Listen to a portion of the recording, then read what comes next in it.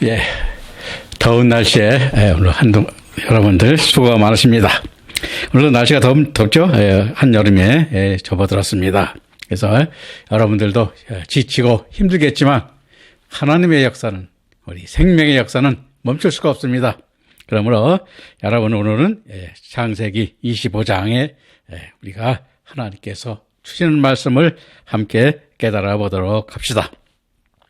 창세기 25장은 우리가 최초의 족장인 아브라함의 죽음으로부터 세 번째 족장 야곱의 출생과 장자 상속권에 대하여 기록하고 있고, 특히 아브라함이 후자를 얻었음을 우리에게 말씀하고 있습니다. 즉, 이는 아브라함의 삶이 세 부분으로 깨닫게 하는데, 첫째는 이스마엘과 함께한 부분이요, 두 번째는 이삭과 함께한 부분이요, 셋째는 그드라의 6 아들과 함께하는 삶을 우리에게 보여주고 있는데, 이는 곧 그들이 신앙과 믿음으로도 나타남으로써 오늘 우리들에게도 어떤 믿음의 길을 가야 하는가를 깨닫게 하는 길잡이가 되게 하는 교훈을 주고 있습니다. 그래서 25장 1절 3절 말씀에 보면, 아브라함이 후처를 취하였으니 그 이름을 구두라라. 그가 시므란과 욕산과 무단과 미디안과 이스박과 수아를 낳고, 욕산은 수바와 드단을 낳았으며 드단의 자손은 아수르 족속과 르드시 족속과 르미 족속이며 라고 말씀하고 있는데, 아브라함의 후처를 취했다는 것은 그 이름이 구드라에서 우리가 보여주고 있는데, 즉 구드라는 케트라로 향기 또는 유향의 의미를 가지는 이름으로 아브라함의 여종으로 보이며, 유대인들의 랍비들 간에는 하갈과 동일시하는 경향도 나타나고 있습니다. 그러나 구드라는 아브라함과 6 아들을 낳았음을 봄으로써 다른 그러한 동일시할 수 없는 세 번째 처로서 우리가 그 이름에서 보여주고 있습니다. 그 이름은, 그 아들의 이름은 스무란과 욕산과 무단과 미디안과 이스박과 수아를 낳았는데, 즉 시므란은 지므란으로 찬양하는 이의 의미를 지닌 이름이며, 그 후손으로 아라비아 반도를 중심으로 아람 민족의 조상이 되었고, 욕산은 요크산으로 새 사냥꾼이라는 뜻을 지니고, 홍해에 위치한 카사마이트 족속이나 아라비아 남쪽의 히마티슈 야기스 족속으로 추정하고 있습니다. 무단은 메단으로 분쟁이란 뜻의 이름으로 엘라 믹만의 동쪽에 있는 모다 아나 족속을 보고 있고, 미디안은 미드안으로 심판을 뜻하는 의미의 이름으로 이스라엘 백성들을 역사상 가장 많은 괴롭힌 족속이며, 이스박은 이시바크로 갈망이라는 뜻의 이름으로서 에돔인들이 거주지 소백에 살던 사람들의 조상으로 추측하고 있습니다. 수아는 슈아흐로 부귀를 뜻하는 이름이며, 욥의 친구 빌닷의 고향이기도 한 이두메의 한 지역에 살던 족속으로 우리에게 기록에 나타나고 있습니다. 따라서 욕산은 스바와 드단을 낳았는데, 스바는 쉐바로 아라비아 서남쪽 지역에 살던 부족의 조상이며, 욥기서 1장 15절에 욥의 가축대를 습격했던 무리로 소개되고 있습니다. 드단은 데단으로 에단 남동쪽에 거하던 족속으로 상업에 능한 자들로 알려져 있으며, 데마 족속과 함께 에돔의 주요 교역 대상을 지역이었음을 우리에게 보여주고 있습니다.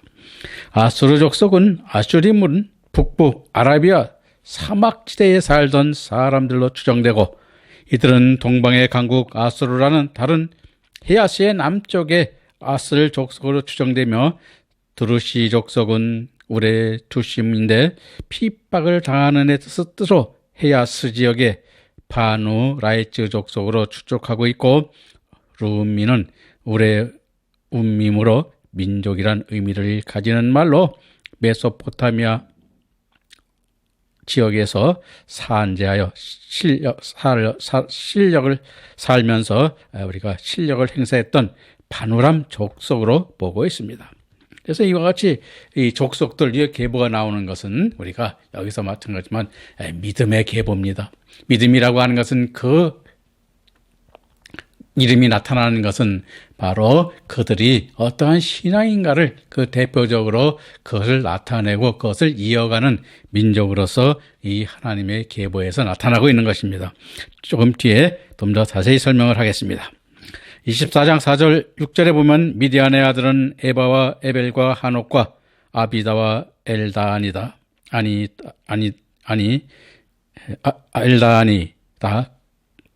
엘다니다 그드라의 자손이었더라. 에브라임이 이삭에게 자기 모든 소유를 주었고 자기 서자들에게도 재물을 주어 자기 생전에 그들로 자기 아들 이삭을 떠나 동방 곧 동국으로 가게 하였더라 말씀하고 있는데, 미디안의 아들은 에바와 에벨과 하녹과 아비다와 엘다아니로, 에바는 에파로 어둠이란 의미의 이름으로 이사야서 60장 6절에 아버지 미디안과 함께 많은 약탈을 가진 족속으로 기록하고 있고, 그 후손은 아라비아 동북부에 살던 것으로 추정하고 있으며, 에벨은 에페로 송아지란 뜻을 가지고 있으며 헤아스에 있는 바누기팔 족속으로 추측하고 있습니다. 하녹은 하노크로 추종자란 뜻의 이름으로 아라비아 서쪽 메디나에서 북쪽의 히나키아에 거주하던 족속으로 추측하고 있고, 아비다는 아비다로 지식의 아버지라는 의미요, 엘다니는 엘르띠아로 하나님이 불렀던 자의 의미인데, 아비다의 아시를 중심으로 살았던 족속들로 보고 있습니다. 5절에 아브라함이 이삭에게 자기의 모든 소유를 주었다는 모든 소유는 콜 아셰르로 하나님께 받은 모든 것을 주었다는 것으로, 즉 이삭은 아들 중에 하나님에 의해 선택된 유일한 상속자로서 약속된 언약을 상속받는 아들이기 때문에 그 하나님께서 주시는 하나님의 역사의 말씀을 그들에게 상속하였음을 우리에게 보여주고 있습니다.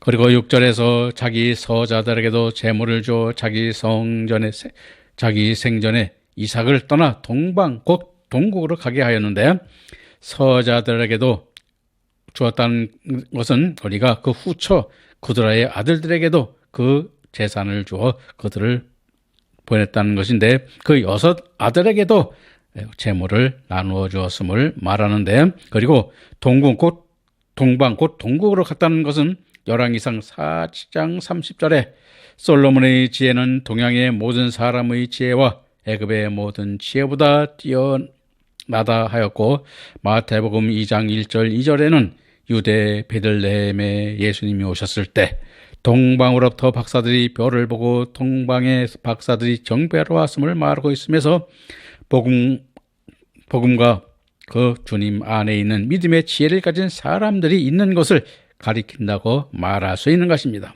그러므로 재물을 주어 동방으로 보내면 삶에 필요한 것들을 주어 형제들의 갈등을 피하여 우리가 떠나 보냈음을 우리에게 보여주고 있습니다. 그래서 우리가 이와 같이 여러분들이 보면 알겠습니다만은 아브라함은 아내가 셋이었습니다. 바로 여러분들이 잘 아는 아브라함의 첫째 아내가 사라죠. 두 번째 아내는 하갈이었고, 세 번째 아내가 구드라였음을 우리가 보여주고 있습니다.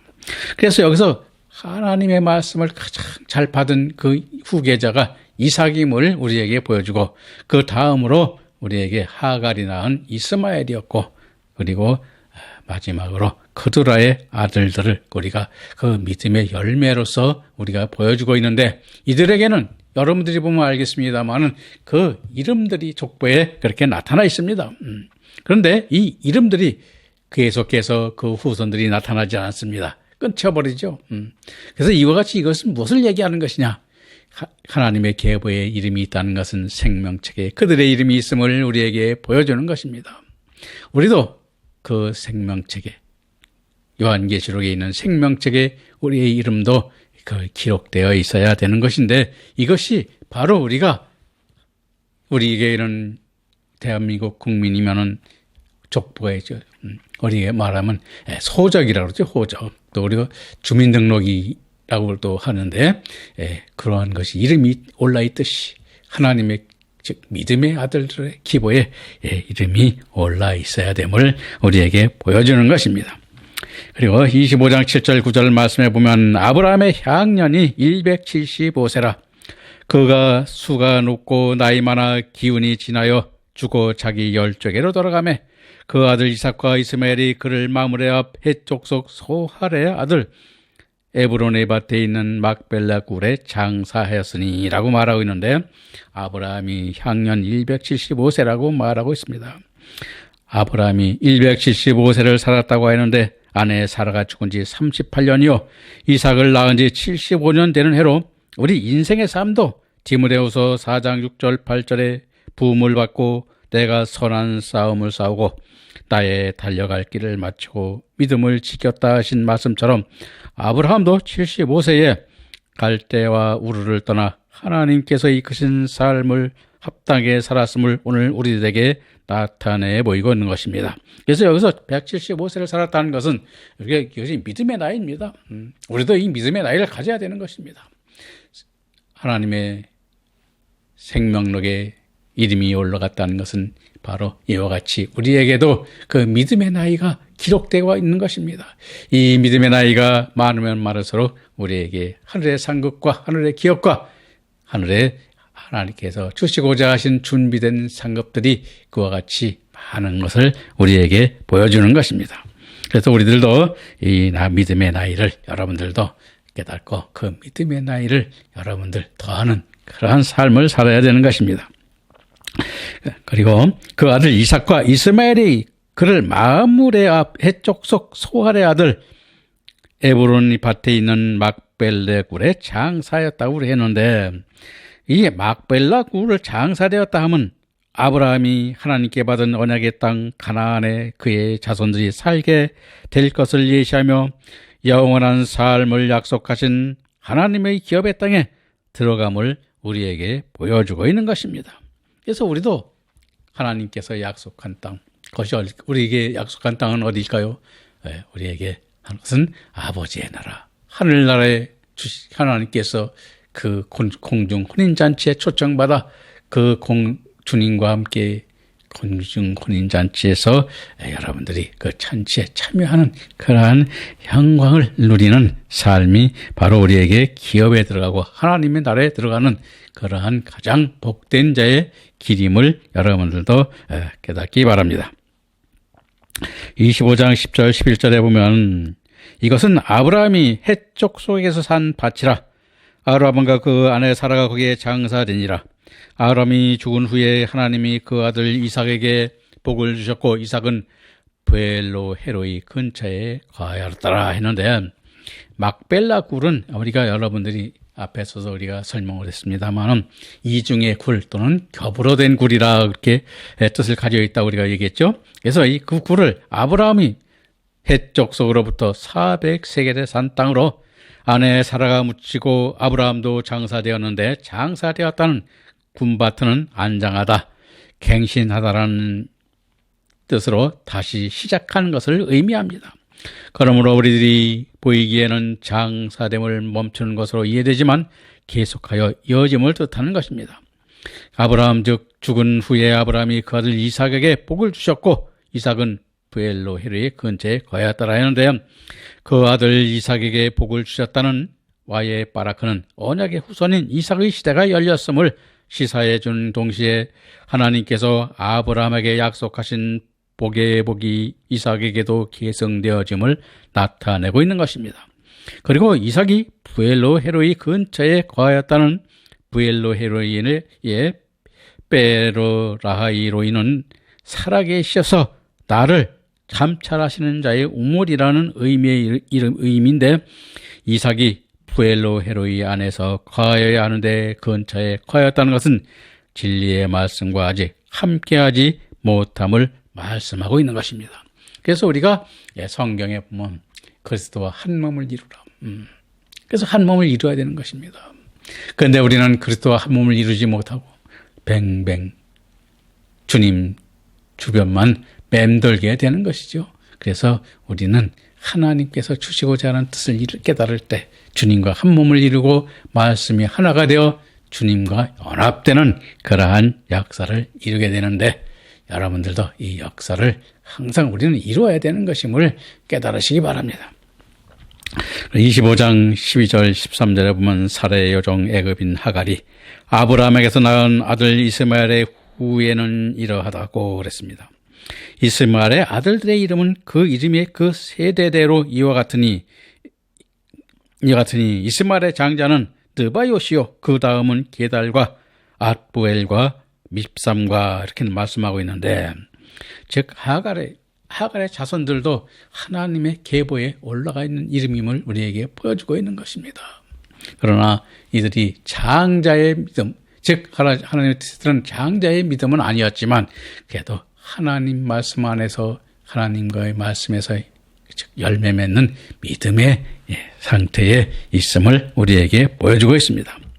자, 그래서 본절에서 하갈과 아브라함에서 낳은 이스마엘 자손에 대하여 설명하고 있는데, 즉 이스마엘의 장자 느바요트는 네바요트로 높은 산의 뜻을 가지는 이름으로 케일은 나바테안족을 가리키며 아랍 지방 광야 북쪽에 거하던 사람들이고, 목축으로 부유한 민족으로 막강한 힘을 바탕으로 바벨론까지 세력을 쌓았다고 하였습니다. 그러나 디오도루스는 무역업에 종사였을 뿐만 아니라 다른 부족을 약탈까지 하였다고 하고 있습니다. 게달은 게다르로 검은 피부란 의미의 이름으로 이사야서 21장 7절에 의하면 활을 잘 쏘는 족속으로 아라비아의 페트라와 바벨론 사이에 거주하던 게드라이족으로 보고 있고, 그들의 천막은 내구성이 강한 것으로 나타내고 있으며 힘이 강한 민족이었다고 하고 있습니다. 앗부엘은 아드벨로 하나님의 기적이라는 뜻의 이름으로 사해 남서부에 살던 족속으로 추측하고 있으며, 밉삼은 미부삼으로 달콤한, 즐거운, 향기로운 등의 의미를 가지는 이름으로 정확한 지역은 알려지지 않고 아라비아에 살던 한 민족으로 추정하고 있습니다.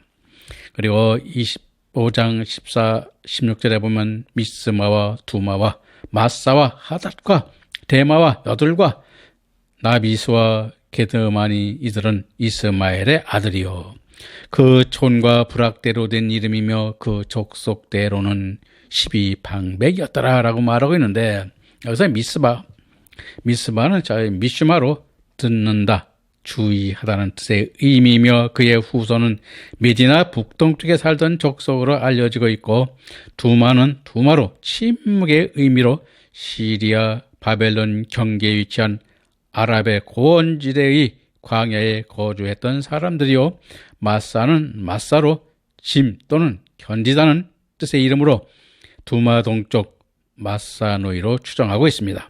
하닷은 하닷으로 날카로움이라는 뜻이며, 이들은 오만과 바레인 근처 아랍의 해안에 거주했던 창을 잘 쓰는 오늘날 예멘의 한 분파로 추정하고 있으며, 대마는 테마로 오른손을 사용한다라는 뜻으로 주로 시리아 사막을 중심을 살면서 무역업에 종사했던 무리의 족속들로 우리가 보고 있습니다.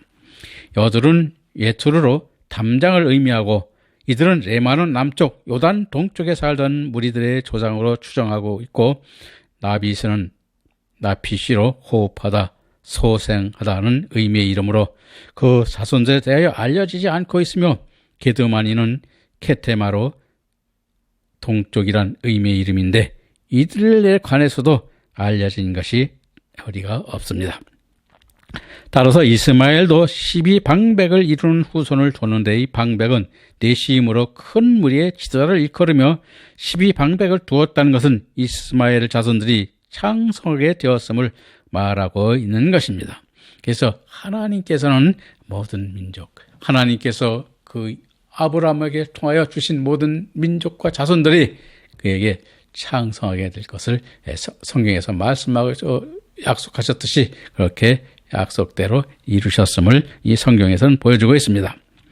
그리고 25장 17, 18절 말씀에 보면 이스마엘은 향년이 137세에 기운이 지나여 죽어 자기 열조에로 돌아갔고, 그 자손들은 하월라에서부터 아수르로 통하는 애굽의 앞 술까지 이르러 그 모든 형제의 맞은편에 거하였더라 그랬습니다. 자, 이스마엘의 향년이 137세의 기운이 지나여 죽었다는, 기운이 지나다는 와이크와는 이스마엘이 뜻하는 영적 기운이 다한 것을 의미한 뜻으로 그에게 맡겨진 역사가 끝났음을 의미하며, 그 자손들은 하월라에 에서 아수로 통하는 애굽의 앞 수랍까지 그 모든 형제의 맞은편에 거하였다는 하월라에서 숲까지는 예멘 북쪽 지역에서부터 서쪽으로 애굽의 술 광야에 이르는 방대한 아랍 광야에서 우리에게 살았음을 우리에게 보여주고 있는 것입니다. 유대의 역사죠. 유대의 역사. 그래서 유대의 역사학자 요세푸스는 이스라엘 자손들이 온 아라비아 사막을 가로질러 살았다고 하고 있으며 일부 학자들은 유프라데에서 홍해에 이르는 넓은 지역에 거주하였다고 보고 있기도 합니다. 그래서 이 모든 것들이 그 형제들에게 나타나는 것들이 이렇게 같이 나타나는데, 그래서 그 모든 형제들이 맞은편에 가였다고 했습니다. 이 맞은편이라는 말씀은 창세기 16장 12절에 그 모든 형제의 동방에서 살리라 하신 말씀과 같은 의미로 동방, 페넬은 면전에 또는 맞은편의 의미인데, 공동 번역은 모든 형제와 등지고로 NIV는 형제들이 적대감 속에 살 것이라고 번역하였는데, 문자적 의미로는 가나안의 면전에서 이라고 볼 수 있는 유프라데와 수에주와 홍해 사이에 살았음을 뜻한다고 할 수 있을 것입니다. 그러나 믿음의 관계를 볼 때 끝까지 면전에서 대적 관계로 서 있을 것을 깨닫게 하는 말씀임을 우리에게 보여주고 있습니다. 그래서 오늘 우리들도 마찬가지입니다. 여기서요. 참 저도 이 말씀을 보면서 이 형제들, 여러분들이 이제 보면은 이 모든 형제들이 있어서 나타나는 것이 우리가 보면 우리들도 여러분들도 보면 알겠습니다만 이 형제들 간에 다툼이 많습니다. 뭐 때문에 다툼이 많습니까? 부모에 대한 유산에 대해서. 그리고 부모를 갖다가 누가 모시느냐. 요즘에는, 옛날에는 안 그랬는데 요즘에는 뭐냐면 개인적으로 여러 가지 문화가 발달하고 사람 삶이 이와 같이 가족 중심이 아닌 우리가 세대 중심으로 바뀌었습니다. 그래서 각자 이렇게 살다 보니까 그와 같은 것들로 우리가 물론 민법에 그와 같이 어떻게 재산을 나누고 그런 것도 다 준비되어 있습니다만은 그걸 가지고 많은 다툼을 하고 싸우는데, 이와 같이 그것을 알고 아브라함은 그 6 형제들, 여러분들이 보면 알겠습니다만은 그 이삭과 그 다음에 이스마엘과 그들의 아들들, 그 아들들을 나누어서 싸움하지 않도록 그렇게 그들의 재산을 나누어 따로 떠나 보내었음을 우리에게 보여주고 있는데, 이것이 바로 나타내는 것이 무엇이겠습니까? 우리 하나님께서는 우리에게 그 주시고자 하는 모든 것들을 왜 같이 세상에서 보여주는 것이 뭐냐면, 아브라함 떠난다는 것은, 부모를 떠나고 아브라함을 떠난 것은 아브라함께서 준 말씀을 제대로 받지 않았음을 말하는 것입니다. 그래서 우리가 영적으로 보면 이들의 믿음이 어떠한 믿음인가를 아마 뒤에서 자세히 아마 설명할 것입니다만은 이삭의 믿음만이 그와 같이 하나님께서 영적 창자로서 그 말씀을 이어갔고, 이스마엘은 우리가 율법적 믿음이라고 우리가 얘기를 하는데, 그와 같이 율법적 믿음이라는 것은 우리가 세상의 도덕 윤리 또는 그러한 세상의 그러한 윤리로서 도덕적인 것으로서 법률적으로서 그 믿는 그러한 믿음이었고, 완전히 그들의 아들들은 떠났음으로 인해서 그들은 왜 떠났을까요? 떠났으면 세상적 삶으로 떠나갔음을 우리에게 보여주는데, 이것은 뒤에 자세하게 설명하기라고 오늘은 이와 같은 것들이 하나님의 이름이 나타나는 것은 그래도 우리 하나님의 족보에 있는, 즉 생명록에 있는 그러한 이름입니다. 그래서 이 계보를 우리가 보여주는 것이, 우리도 그 계보의 이름이 올려놓은 생명록에 올라가야 됨을 여기서 깨닫게 하는 것입니다. 여러분들도 모두 믿음의 생명록에 이름을 올리시기를 바라면서 오늘 강의를 여기서 마치겠습니다. 다음 시간에 뵙겠습니다.